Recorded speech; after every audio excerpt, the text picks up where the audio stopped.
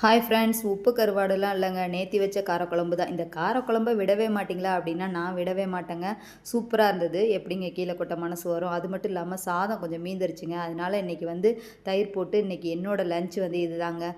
வீட்டிலேயே உர போட்டு வச்ச தயிர், அதுக்கு இந்த காரக்குழம்பு அல்டிமேட்டாக இருந்ததுங்க.